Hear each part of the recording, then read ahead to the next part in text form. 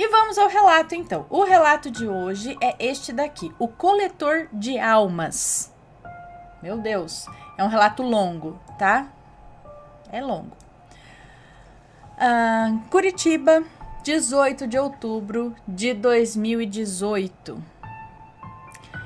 Olá, Ana. É uma moça que nos conta, tá? Olá, Ana, Mateus e todos os assombrados que, como eu, se rendem ao fascínio do sobrenatural. No meu relato, só há o meu nome e que já foi trocado. Sei que o seu canal é sério, que você espera no mínimo que os relatos que lê também sejam verdadeiros e quem dispensa seu tempo para ouvi-los também. Sou uma mulher madura que não precisa mentir, muito menos inventar fatos acontecidos em minha vida, os quais são bem incomuns. Mas o mais marcante deles vou contar agora. Desde já aviso que ele é bem longo, mas não posso deixar de contar detalhes, pois isso causaria um mau entendimento dessa história. O que me levou a escrever para você foi que descobri seu canal esse ano, e quando ouvia você contar certo relato, que por sinal contou divinamente, um fato que aconteceu há muitos anos voltou à minha memória com força, pois esquecê-lo seria impossível. Mas ele já estava guardado a 7 chaves em minhas lembranças, no fundo do baú. Nunca contei nada a ninguém, pois não iriam acreditar. Mas agora, depois de tanto tempo, resolvi falar. Afinal, são muitas pessoas que passam por situações bizarras e até inacreditáveis, que se expõem bastante em contá-las. Mas vamos ao relato, que intitulei O Coletor de Almas. Título esse que não poderia corresponder melhor ao que se passou. Sempre tive muita fé em Deus. Acredito que as pessoas já nasceram com ela, mas ao longo da vida ela é testada através de situações complicadas, em que não podemos deixar que essa fé se abale de maneira nenhuma. Ao contrário do que pode se pensar, eu não sou fanática religiosa. Até tenho a mente bem aberta e gosto de conhecer de tudo um pouco.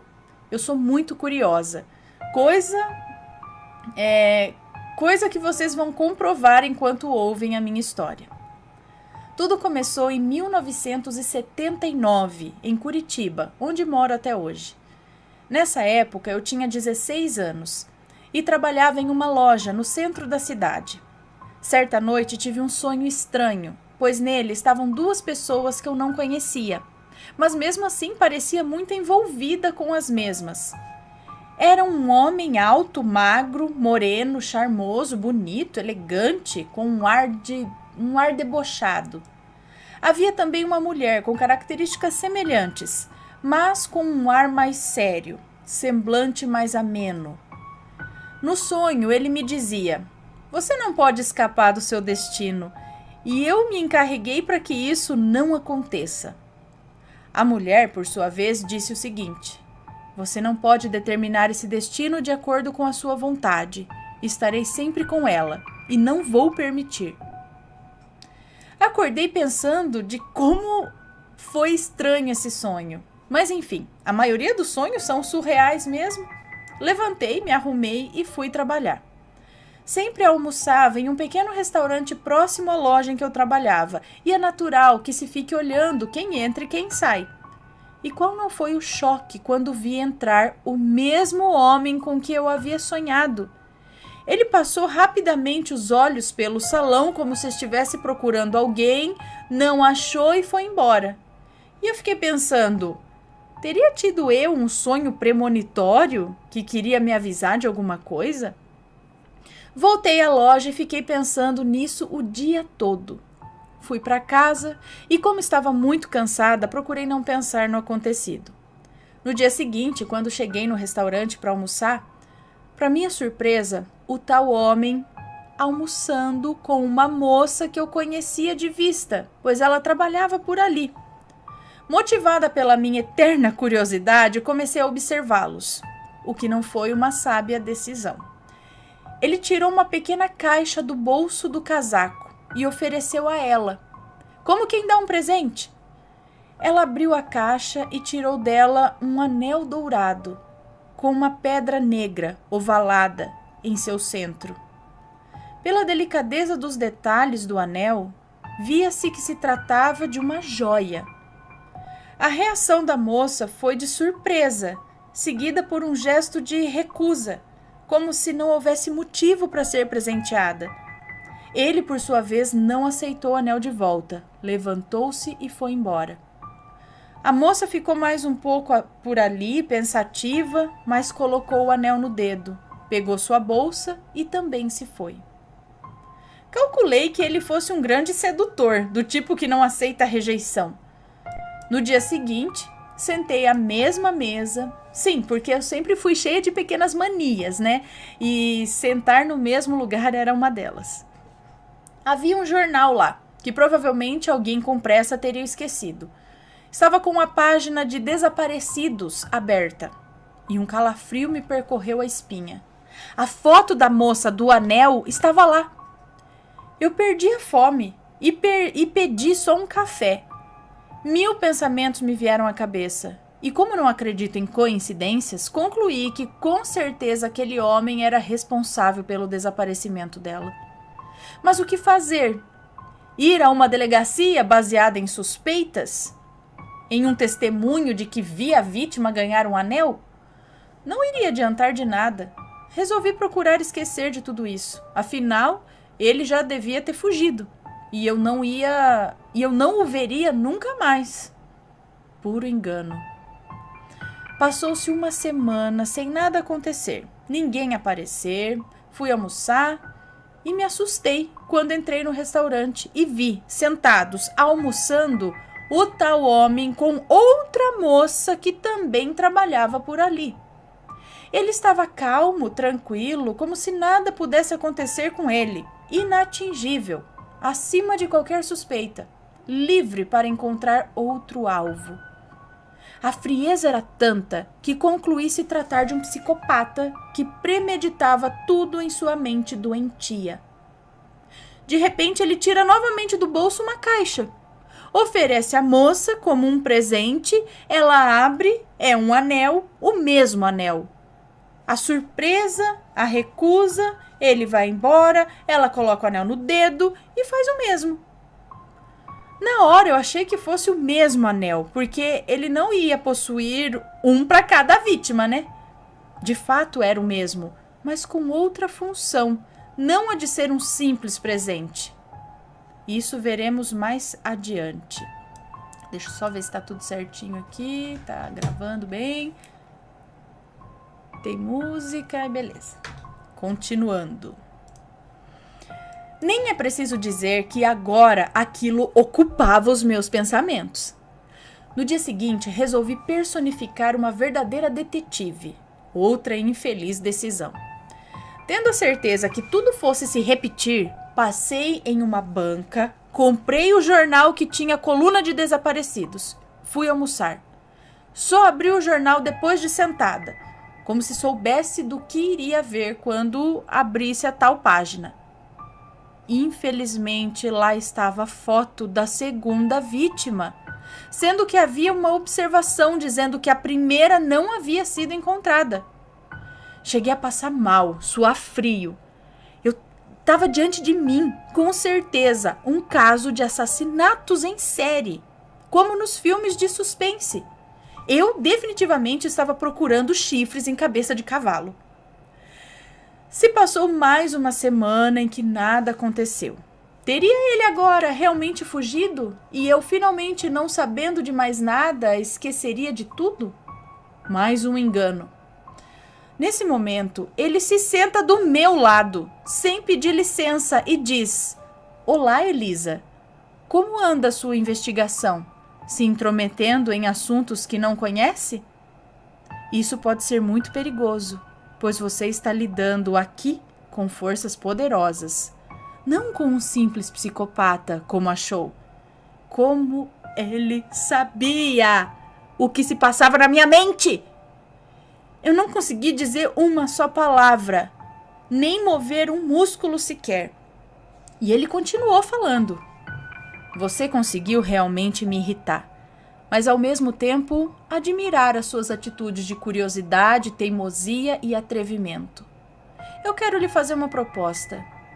e, me entregando um cartão, disse que fosse depois do trabalho naquele endereço, para ouvir a tal proposta.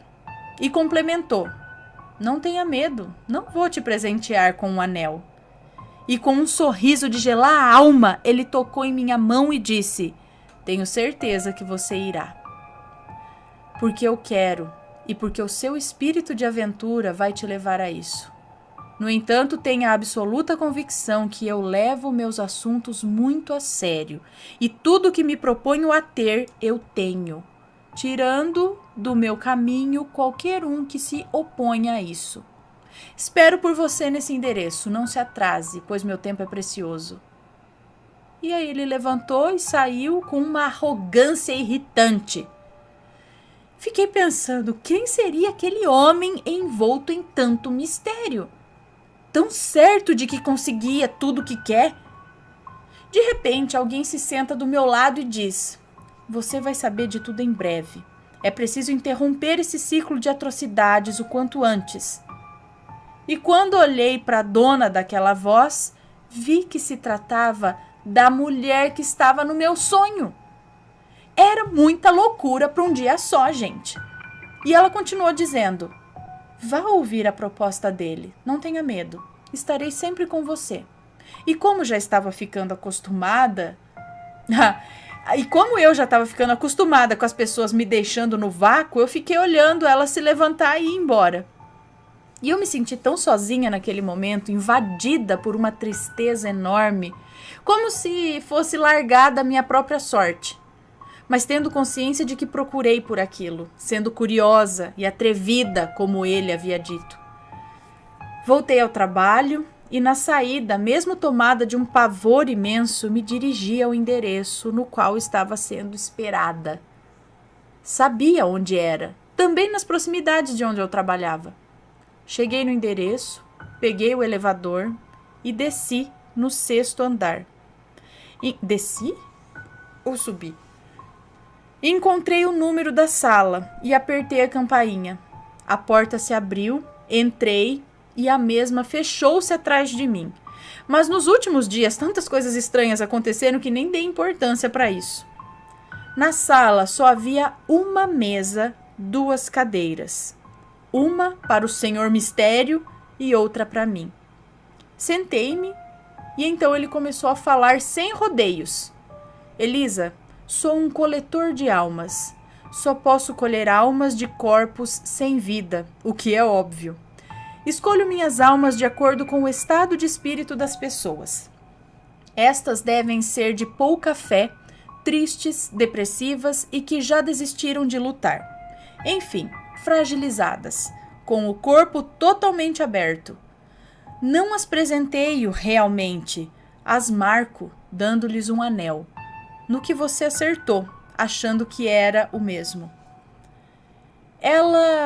Ele funciona como um rastreador para seres que trabalham para mim. Encontrar essas pessoas, levá-las à morte e então me chamarem para coletar suas almas. Faço isso, pego o anel de volta e esses seres se encarregam de que os corpos jamais sejam encontrados. Simples assim. É o meu trabalho. Levo essas almas para o meu Senhor. Ele fica satisfeito e eu mais ainda. Estou nesse mundo, nessa função, já há séculos. Eu sou imortal, o que faz parte do meu, vamos dizer, acordo. Mas já estou cansado e com uma promoção a caminho. Claro, com um trabalho de alguma maneira ligado ao que eu venho fazendo, mas não convém pôr isso em pauta agora. Para que eu possa ser promovido, é necessário que eu escolha um sucessor ou sucessora para ocupar o meu lugar. Pois essa vaga não pode permanecer vazia e a coleta de almas não pode parar. Nunca parou. Indo diretamente ao ponto, você é a minha escolhida e não pode escapar desse destino. E eu me encarreguei para que isso não aconteça. Exatamente como tinha sido no sonho que eu tive, ele disse. E ele prosseguiu. Você só precisará fazer um pequeno corte no polegar e com seu sangue deixar sua digital em um contrato que já redigi. Porque a digital e não o nome escrito em sangue, como todos acham? porque sua digital é única, não existe outra igual. A marca que difere um ser humano do outro, nesse oceano sem fim de goins, que nada mais são do que gado humano. Agora, Ana, você sabe a qual relato me referi no início desse texto. Expressão essa que ouvi em 1979.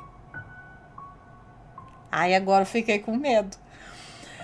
Ele perguntou com a certeza de que eu aceitaria. Você não quer viver para sempre? Ser uma imortal? E eu respondi firme e rapidamente, não. Isso é contra tudo o que Deus criou. Não podemos ser imortais, nem dispor de almas alheias para o seu Senhor, o qual já imagino quem seja. Não esquecendo dos assassinatos que ocorreram para que essas coletas de almas pudessem ser feitas. Como você me disse que consegue tudo o que quer, tirando do seu caminho qualquer um que atrapalhe, se chegou a minha hora, estou pronta. Hã? Peraí. Como você me disse que consegue tudo o que quer, tirando do seu caminho qualquer um que atrapalhe, se chegou a minha hora, estou pronta. Ah, se ela estava atrapalhando alguma coisa, que ele pudesse matá-la, entendeu? Se chegou a minha hora, então eu tô pronta. Quer me tirar do caminho? Tira agora. Mas eu não vou aceitar ser sucessora, não. Nesse momento, ele foi possuído de uma ira descomunal.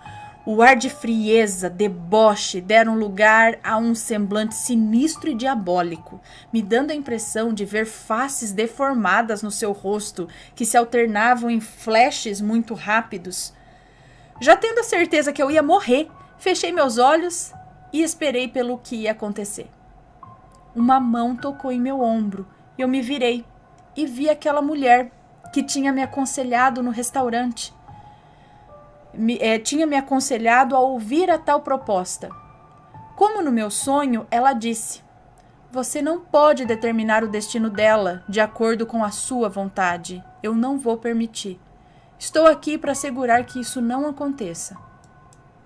Ele rebateu com aquela ira da qual estava tomado. Você não pode interferir, é uma simples humana. E ela continuou. Essa moça não corresponde ao padrão que você deve seguir para escolher, nem como sua vítima, nem como sua sucessora, pois não tem o corpo aberto, ela tem fé e te desafiou com firmeza, recusando a sua proposta. Eu temo que ainda vamos nos encontrar por muito tempo, exercendo as nossas funções. Olha, quando eu achei que tudo já seria resolvido e haveria um consenso, ele fez um gesto com a mão e me senti levitando e sendo empurrada para o terraço com certeza para ser arremessada para baixo. Senti duas asas enormes me envolverem e me colocarem no chão daquela sala novamente. Dessa vez não houve discussão, mas ele então falou com a arrogância costumeira. Nos encontraremos de novo, Elisa, pode esperar. E saiu dali calmamente. Nisso, a minha salvadora começou a me explicar. Ele é o coletor de almas, um ser secular, que precisa cumprir uma cota. Um ser que se tornou escravo dessa triste função. A imortalidade que prega, na realidade, é um sofrimento sem fim, um fardo pesado demais. Por isso, queria passar para alguém essa imortalidade, pois a promoção de que ele falou nada mais é que seu descanso. Eu concluí que se tratava de sua morte, a qual me pareceu tão desejada por ele. Com um semblante muito sereno e transparecendo a sensação de uma missão cumprida, ela disse: nada tema, sempre estarei com você, de trás de suas costas. Não tema, nada tema, sempre estarei com você. E de trás de suas costas surgiram um par de asas enormes e ela se precipitou pelo terraço voando em direção ao céu. Tão rápido que precisou de um segundo apenas para perdê-la de vista. Nem procurei me refazer de toda aquela loucura, eu só queria sair dali, tentar esquecer aquela experiência toda, jurando a mim mesma que eu nunca mais deixaria a minha curiosidade fugir do meu controle. e me pôr em alguma situação parecida com essa, o que acho que seria difícil. Passaram-se alguns anos e tive que ir a Paranaguá, uma cidade do litoral paranaense, a uns 100 e poucos quilômetros de Curitiba. Estava descendo uma rua e passei por alguém, mas nem olhei, quando uma voz me gelou a alma dizendo: "Olá, Elisa, eu te disse que nos encontraríamos de novo." Eu senti o bater de grandes asas que me levaram com uma velocidade incrível para longe dali, me pondo no chão da rodoviária da cidade, onde, ainda atônita, comprei rápido uma passagem, entrei no ônibus e voltei para Curitiba, agradecendo a Deus e a minha salvadora por estar viva. Dessa vez não vi o anjo, apenas senti suas asas me envolverem. Hoje eu tenho 57 anos e mais nada aconteceu. Outra semelhança com o relato do rapaz, que me inspirou a contar o meu, é ter sempre a impressão que aquele anjo de grandes asas às vezes está pousado em algum telhado de uma casa ou prédio qualquer me observando. Mas não com a mesma função da arpia que ele cita, que vigiava o tal rapaz para levá-lo a cumprir objetivos de interesse de seu senhor. A diferença entre eu e ele? A fé.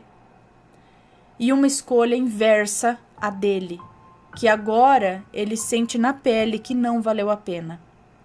Eu tenho certeza que a função do anjo é me proteger do coletor de almas e de mim mesma, me mantendo longe de encrencas.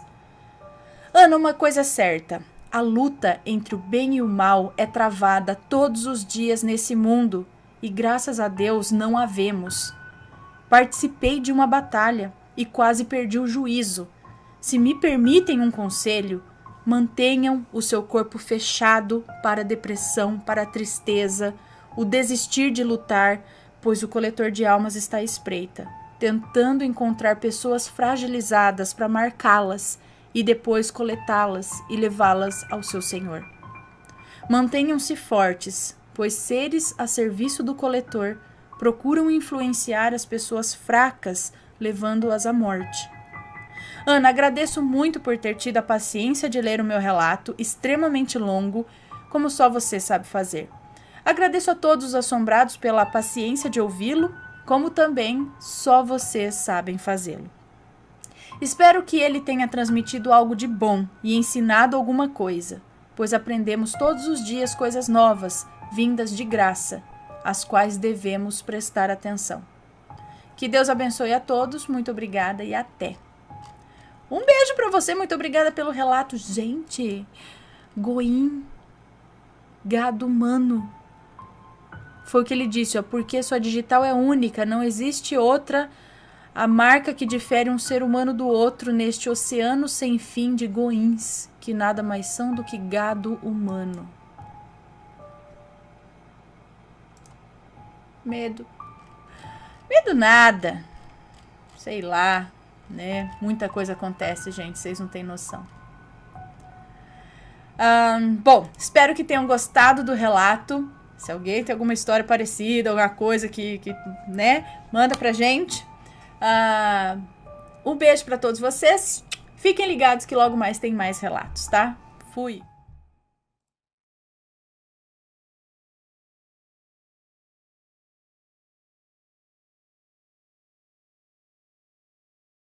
Então vamos lá. Fato estranho após o seu relato sobre o coletor de almas. Oi, lindinha! É uma moça que nos conta. Oi, lindinha, tenho acompanhado seu canal e me amarro nos relatos. Desde pequena, vejo, ouço, sinto e sonho com coisas no mínimo curiosas. Mas isso fica para outros relatos. O que contarei agora não é demorado e aconteceu dia 16 de fevereiro de 2020. Esse relato é de 2020. Após ouvir um relato sobre o coletor de almas. Passei o dia pensando naquilo e em como seria bom que o meu desejo se tornasse realidade, uma vez que ele é praticamente impossível. Me apaixonei por um ator estrangeiro. Sim, Ana, me apaixonei de verdade. Parece que eu já li esse relato? Ou não? Eu não sei. Bom, me apaixonei por um ator estrangeiro. E me apaixonei de verdade. O danado do homem lindo, maravilhoso, com aquele par de olhos azuis, não me sai da cabeça. Eu fiquei tão fissurada que aquilo começou a me deixar deprimida, pois eu gostaria de vê-lo pois eu gostaria de pelo menos ver ele. Mas é algo muito difícil, né? Então eu ouvi o relato do coletor de almas e pá! Uma luzinha acendeu na minha cabeça. E se eu fizesse o pacto e conseguisse o que eu queria? E se o meu sonho se tornasse realidade? Mas eu sabia que não viria de graça. E logo aquele pensamento esfriou, né? Tipo, larga pra lá. Nesse dia fui dormir por volta da meia-noite. Tava deitada quando do nada ouvi uma mulher falando em outro idioma, ou um dialeto. E pouco antes eu estava pensando sobre o coletor e li algo sobre satanismo no Brasil, sei lá. Foi quando ouvi claramente aquela voz feminina falando algumas palavras em outra língua. Na mesma hora eu disse não, pois o rapaz do relato do coletor afirmou que bastava dizer sim e pronto, né? Tava feito. Eu falei não. Me pergunto se aquela mulher era alguma coletora de almas e, vendo o meu ardente desejo, se aproximou para afirmarmos uma aliança? Bom, não sei o que aconteceu, mas enfim, é isso. Me chamo fulaninha. Tá.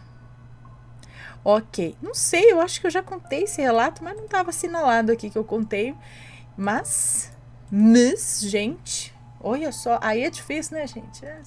Assim, aqueles amor platônico que você sabe que nunca vai acontecer.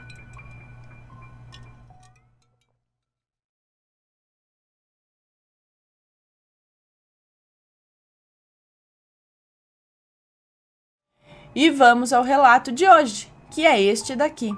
Nem sempre deixamos o mal. Vamos ver do que se trata. Olá, Ana. Sou um inscrito e ouvinte de quase todos os relatos já postados. E por confiar e enxergar a importância do trabalho que esse canal tem feito, que além de entretenimento é um projeto social, pois dá voz e entendimento a situações que a maioria dos relatantes não tem a quem contar, pois tem medo de encarar as chacotas e o desdenho alheio. Criei esse e-mail única e exclusivamente para te enviar esse relato. Em hipótese nenhuma posso ser identificado, nem por ti ou por qualquer que seja. Sou um jovem rapaz, soteropolitano. Hoje, janeiro de 2020, foi em janeiro que ele mandou.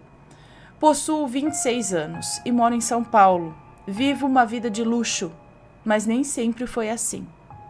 Nasci em uma família humilde, no subúrbio de Salvador.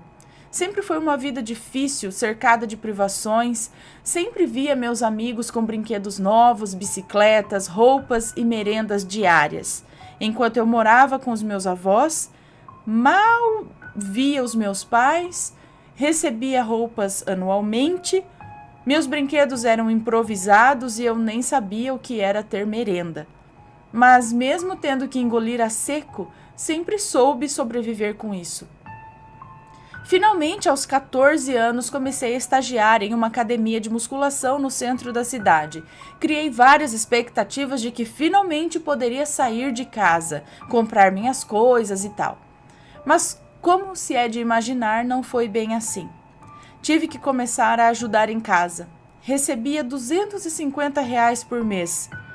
Mal dava para comprar merendas ou roupas, mas mesmo assim persisti, continuei, passei por diversas humilhações, pois era da limpeza e os clientes realmente não respeitavam a mim, não me respeitavam. Foram 6 meses de humilhações e frustrações até que fui demitido por me recusar a comprar drogas para o administrador da academia. Enfim, me vi de novo sem nada. Sequer aquele mísero dinheiro.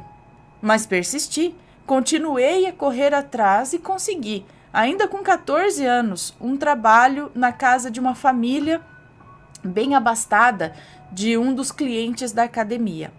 Lá eu lavava os carros, limpava a casa, cuidava das plantas e comecei a receber um salário de R$ 600, muito mais do que na academia. Com esse valor, comecei a comprar as coisas que eu queria, ajudar em casa e começar a guardar algum dinheiro.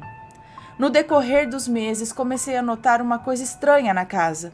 Ninguém trabalhava. Os nomes são fictícios, ok? Dona Isadora estava sempre em salões de beleza, fazendo compras, promovendo chás e jantares e fazendo viagens, enquanto seus filhos, Douglas, Luan e Mateus, não faziam nada além de baladas, academia, viagens e orgias. E isso era constante. E assim seguia a vida. Eles me tratavam muito bem, me davam gorjetas e roupas, até que chegou o aniversário de 50 anos de Dona Isadora. Imagina, uma festança imensa. Vários convidados, pessoas influentes, inclusive o prefeito. Enfim, dessa vez não estava trabalhando. Fui como convidado. Eles me deram uma roupa adequada e sapatos, até me confundia com as demais pessoas.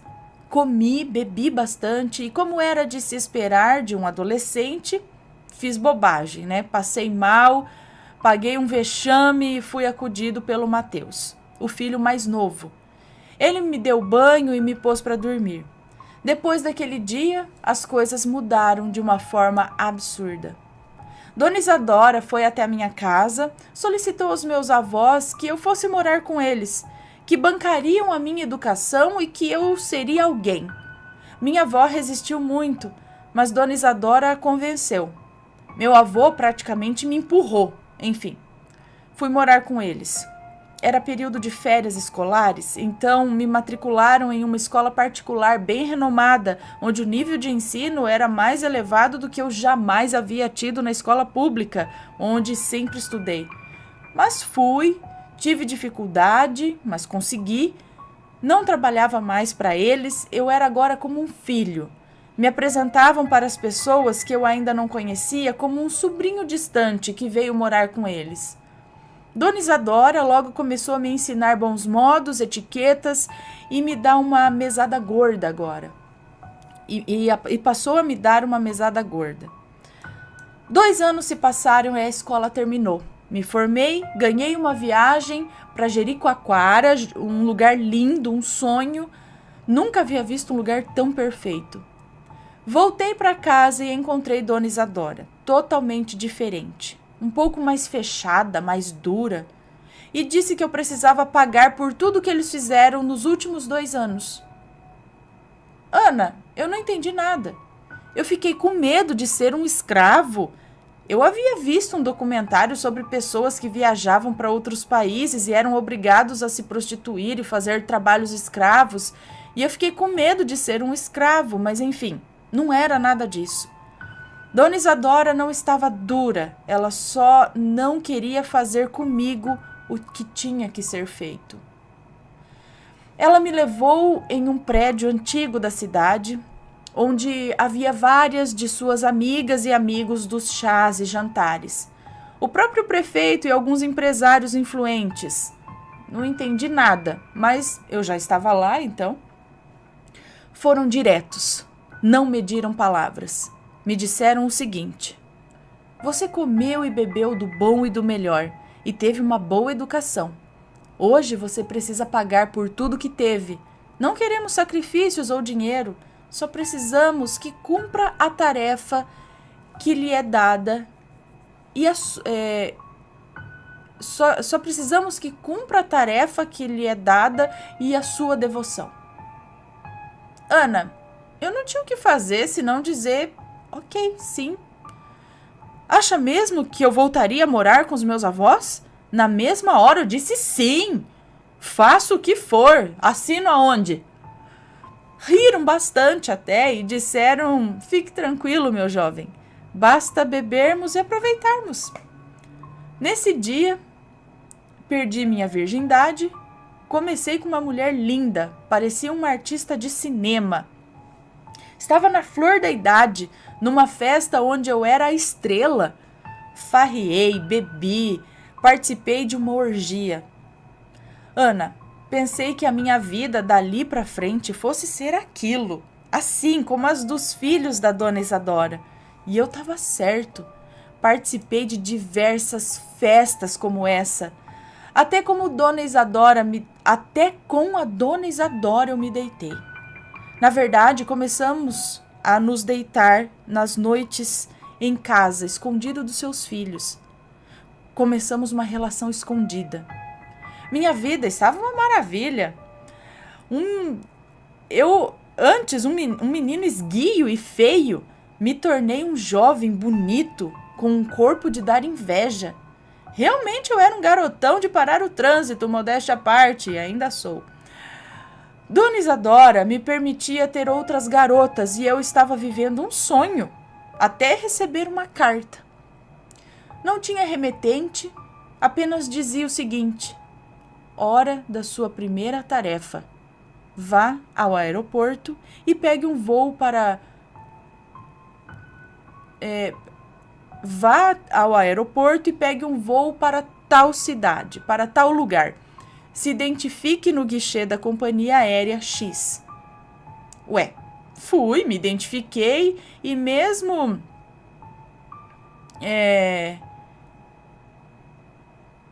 sendo jovem, voei na business, eu não sei o que é isso. Conforto, tudo estava uma maravilha na executiva, seria isso? Na classe executiva? Tudo estava uma maravilha. Peguei um táxi para a rodoviária, como havia na carta escrito. Entrei no carro e o rapaz disse assim: um prazer conhecê-lo, fulano. E eu pensei, como ele pode saber meu nome? E ele me deixou num tal lugar e me pediu que esperasse ali. Uma pessoa iria me procurar. E eu fiquei por 3 horas esperando, até uma mulher chegar, se apresentar como Sofia e me levar para uma casa no Paraguai. Essa mulher me entregou uma mala com uma lista de nomes, endereços e informações, quase um dossiê dessas pessoas, que de início eu precisava apenas achá-las e entregar uma carta. Achei tudo aquilo muito estranho. Fui para o outro lado do país para pegar uma lista de nomes e endereços espalhados por todo o Brasil para entregar cartas? Ué, e os correios? Não fazem isso? Enfim, essa mulher me deu passagens aéreas, dinheiro e depois simplesmente foi embora. No dia seguinte, comecei as buscas. A primeira pessoa que encontrei foi uma moça. Entreguei a carta e fui embora. Assim foi com todos eles. Quando essa tarefa terminou, voltei para casa e alguns dias depois vi na TV uma das pessoas que eu havia entregue a carta. Era uma garota. E ela estava estreando em um programa de TV. E depois uma série dessas pessoas começaram a ascender como atores, músicos, esportistas, empresários. E eu não entendi nada. O que eu estava fazendo?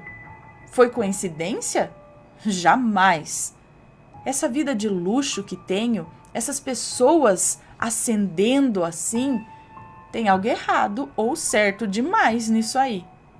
Enfim, minha vida continuou e alguns meses depois recebi outra missão. Dessa vez não precisava realizar nenhum trabalho, apenas comparecer ao prédio antigo da festa para minha iniciação. Chegando ao prédio, foi requisitado que tirasse toda a minha roupa e entrasse em uma banheira de ofurô, com uma água escura e bem cheirosa. Naquele momento foi como se eu perdesse todo o controle sobre mim. É como se eu estivesse anestesiado, sem o comando do meu corpo. Infelizmente, tem partes dessa iniciação que jamais eu poderia contar. E envolve coisas horríveis. Enfim, depois desse ritual, fui levado a um quarto escuro, onde, deitado em uma esteira de palha, eu apaguei. No dia seguinte, acordei e a porta estava trancada. Bati até que abriram a porta. Assim que as luzes entraram no quarto, meus olhos arderam como se não visse a luz por muito tempo. E percebi que meu corpo estava estranho. Movimentos duros, enfim. Achei que fosse alguma ressaca do que havia acontecido na noite passada. Pois bem, fui ao banheiro e quando olhei no espelho, achei estranho. Meus cabelos e minha barba estavam grandes. Desenvolvi barba muito cedo. Já tinha, com 15 anos eu já tinha uma penugem que cobria toda a área, sei lá, já tinha barba desde cedo, enfim. Na mesma hora comecei a vomitar uma pasta cinza e amarela e senti o meu corpo entrando em um colapso e desmaiei. Acordei algumas horas depois, tomado banho, com roupas leves e com Dona Isadora sentada ao meu lado. Questionei o que estava vendo e ela me pediu calma e começou a me contar. Ana, entrei naquele quarto em dezembro e quando acordei estávamos no meio de março. Como assim? Dona Isadora falou que passei por um ritual de iniciação e durante esses 3 meses eu tive o meu corpo usado, trabalhado e preparado para o que tinha por vir. Não entendi nada, mas confiava em Dona Isadora e deixei acontecer. Tudo parecia normal até eu sair daquele prédio, até eu ir para a rua. As pessoas passavam por mim e sentia o que aquelas pessoas estavam sentindo. Medo, raiva, alegria, amor. Do nada eu sabia exatamente o que as pessoas queriam ouvir. Eu sabia exatamente o que elas pensavam e queriam. Eu sabia onde olhar, o que falar e o que fazer. Eu me sentia incrível. Tinha quase... Eu era muito jovem e me sentia um deus. Mas nada vem de graça. Nem o pão, nem a cachaça. Me tornei uma pessoa fria com o passar dos tempos. Deixei de ajudar minha família, deixei de me importar com as pessoas e comecei a tirar proveito delas. Ganhar dinheiro, vantagens e influências. Numa noite eu tive um sonho. Sonhei com um ser sem rosto. Nitidamente era um homem. Mas não havia nada ali onde era o seu rosto, apenas um buraco preto. Enfim, esse homem veio me dizer que ele era o mensageiro do novo mundo. Me falou que um dia foi como eu, e um dia eu serei como ele. E que ele tinha tudo. O mundo estava sob seus pés, e que se eu quisesse isso, bastava coletar. E que se eu quisesse isso, bastava coletar o maior número de almas possíveis. Me falou que não precisamos de contrato, de sangue ou nada assim. Precisamos apenas que a pessoa diga sim. Bastava encontrar quem estava precisando e dar-lhe com essa condição e que não me preocupasse. Eles nem saberiam. Bastava perguntar se dariam a sua alma por isso e se disserem sim, basta dizer, vai dar tudo certo. E essas almas estariam conosco para servir ao nosso mestre. Que aquele que habita o infinito, aquele que tem o mundo em suas mãos. Esse mesmo homem me disse que tudo começaria agora, quando o homem se torna homem e quanto mais almas recolhesse, mais poder teria, mais riqueza e mais influência. Mas ele me deixou um alerta. Disse o seguinte: a sua colheita é constante. Enquanto tiver fôlego em seus pulmões, será nosso coletor. E quando chegasse a minha última colheita, ele pessoalmente viria coletar a minha. Venho coletando almas desde então, das mais variadas pessoas. Concedo benesses em troca da eternidade no abismo infinito. Hoje sei que irei para lá quando a minha colheita acabar. Enquanto isso, venho transformando vidas e condenando pessoas inocentes, que nem sabem o que fizeram a uma eternidade vazia e escura. Condenando pessoas inocentes que nem sabem o que fizeram a uma eternidade vazia e escura. Ana, vários youtubers, artistas de TV e artistas musicais, foram minhas vítimas. Pessoas famosas que simplesmente surgiram do nada, trocaram suas almas sem sequer saber o que faziam. E ainda hoje tenho feito diversas pessoas terem seus sucessos e sua condenação. Sei que deve estar se perguntando se eu me arrependo do que tenho feito e por que eu não parei. Mas sim, eu me arrependo. E hoje voltaria atrás para tudo que tivesse. Já tentei trocar a minha alma, mas trocar o quê? Ela já está condenada. O abismo infinito me espera. Não tem outro jeito. Hoje tenho feito isso para adiar o máximo a minha ida, pois já tentei parar e aquele mesmo homem sem rosto me mostrou o que me espera do outro lado se eu não continuar. Hoje tenho pesadelos constantes, sinto meu corpo despedaçar inteiro, sendo sugado pelo vazio em seu rosto, frio e infinito. Hoje entendo o que eram aquelas cartas. Hoje mando que elas sejam entregues. Pois todos vocês que negociaram suas almas receberam uma carta em suas casas com conteúdo totalmente aleatório, mandadas por mim ou meus colegas de ofício para concretizar o nosso acordo. Se eu sou uma pessoa ruim, talvez, mas fica meu aviso para todos os ouvintes. Jamais diga que está disposto a vender, a dar ou negociar a sua alma por alguma coisa, pois o Senhor do Abismo distrai com contratos de sangue e assinatura, mas para ter a sua alma, ele só precisa que você diga sim. Esse é o meu relato, alguém que não deixou o mal, que ainda serve ao Senhor do Abismo e que continua condenado e que continua condenando pessoas em troca de uma vida de luxo regada a sexo e curtição. Fim. O coletor daquele outro relato. O coletor de almas. E aí, gente? Isso mesmo? Acontece mesmo? Isso aqui? Gente, eu não duvido de nada mais nesse mundo. Eu não duvido. Falo assim, né?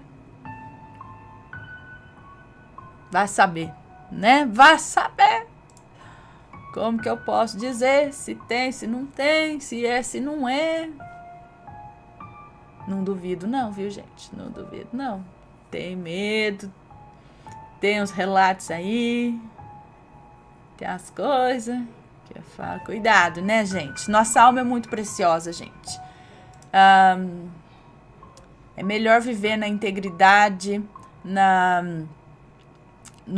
é melhor no pouco você ser, assim, estar limpo, em paz, tudo no pouco do que ter muito. É passageiro, gente. Tenham isso em mente, tá?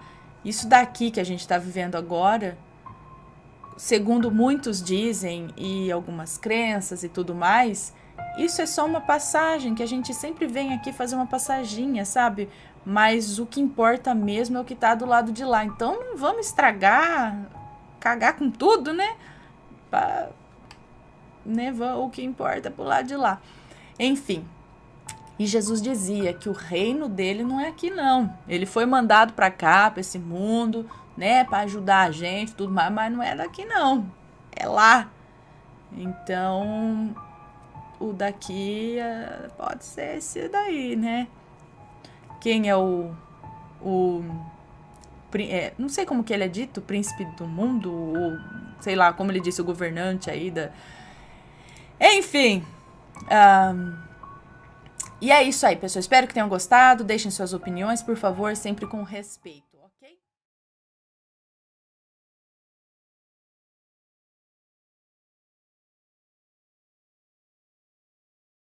Mais um beijo, pessoal. Para todos que deixam o seu like, tá? Um beijo para a galera que deixa o like. Vamos aqui ler mais um relato de efeito Mandela. Tá chegando os relatos, eu vou ler mesmo. Vamos ver se é, né? Efeito Mandela, o morto sentado. Mas tem umas lembranças de velório, né?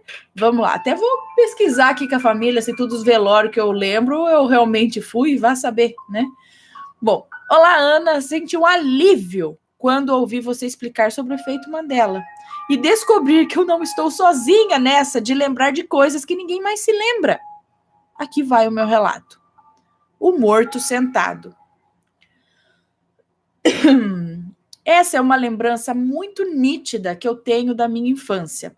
Mas quando percebi o quanto era inusitada, resolvi guardar só para mim. E durante muito tempo, nunca falei para ninguém, por não fazer muito sentido lógico. Eu era muito pequena, devia ter entre 4, no máximo 5 anos. Perceba que essa idade também é recorrente nesses casos. O início é nesses casos ou é outro caso? Enfim, mais ou menos, alguns casos desse tipo, a idade. Devia ter entre 4, no máximo 5 anos. E fui com a minha mãe a um velório. Naquela época, por volta de 1980, as pessoas faziam velórios a hora que fosse e passavam a noite velando seus mortos. Hoje em dia não se faz mais isso por medo de assaltos. Acho que não só por medo de assaltos, mas acho que não é necessário mais hoje, enfim. Me lembro que entrávamos descendo por uma rampa e as salas de velório ficavam à direita de quem entra. Eram várias salas, uma ao lado da outra, ligadas por um longo corredor. O velório que estava a minha família era o primeiro à direita, e tenho a impressão que era de uma pessoa jovem, mas nem é essa a questão. Como eu era criança e nem conhecia o morto, estava como se estivesse em qualquer outro lugar e ficava pelo corredor, correndo, brincando sozinha. Estava acostumada, pois naquela época eu ainda era filha única. Me lembro perfeitamente que a minha tia chegou com a minha prima dormindo no colo, embrulhada num cobertor. Foi uma decepção, pois ela era e ainda é a minha melhor amiga e eu tinha a esperança de poder encontrá-la para a gente brincar juntas. E então continuei meu passeio pelo corredor. Foi quando passei por uma das salas e vi uma cena que eu nunca me esquecerei. Havia um homem sentado no caixão e pessoas felizes em volta dele. Quando temos 5 anos, muitas coisas nos surpreendem e estamos acostumados a ver coisas, situações novas constantemente, pois estamos descobrindo o mundo e como ele funciona, né? Então eu fiquei surpresa sim, mas não mais do que a primeira vez que vi um leão no zoológico, por exemplo, né? Aliás, um leão preso numa jaulinha, naquela época, ele ficava num espaço ridículo, de pequeno e sem terra, nem natureza. Enfim, aquilo também não fazia sentido. Só há pouco tempo, resolvi tirar essa história limpo com a minha mãe e a minha tia. E elas não se lembram de nenhum velório nessa época, nem desse lugar que eu descrevi. Muito menos de ter ouvido falar de um morto que ressuscitou no velório ao lado. Claro que se fosse este o caso, né, teria sido notícia e elas se lembrariam. E eu fico até hoje pensando se estive doida minha vida toda, se presenciei um caso de catalepsia, que a pessoa acordou a tempo de não ser enterrada, ou então se eu vi a pessoa sendo desligada do corpo físico e sendo recebida por pessoas queridas do lado de lá. Pensei nisso. O que você acha o mais provável? Parabéns pelo canal, sempre ouço suas histórias enquanto lavo o quintal. Muito sucesso para vocês. Obrigada, um beijo. Na verdade, tem muitas histórias estranhas para contar e até tem um grupo no Facebook. Já sabe, né? Só para gente esquisita. Beijo, até a próxima. Um beijo. Festa estranha com gente esquisita. Eu não tô legal. Então... Um beijo para você, muito obrigada pelo relato. Assim, eu diria que você viu exatamente isso. Uma pessoa ali se desligando. Você viu o espírito dela saindo e outros familiares ou pessoas queridas recebendo ela do lado de lá. Como se... não do lado de... Mas não tá... Não sei. Como se a gente... Sabe quando a gente chega na casa de parentes, depois de muito tempo... Depende do parente, né, também. Mas quando eles ficam felizes de ver a gente, então, mais ou menos assim, tá chegando lá de lá, por isso as pessoas felizes em volta do caixão, né, o que não é comum. E ele se levantando. Porém, o esquisito aí é ninguém se lembrar do velório. Então, em que velório você esteve e você viu isso? Né? Se sua tia não lembra, ninguém lembra. Né?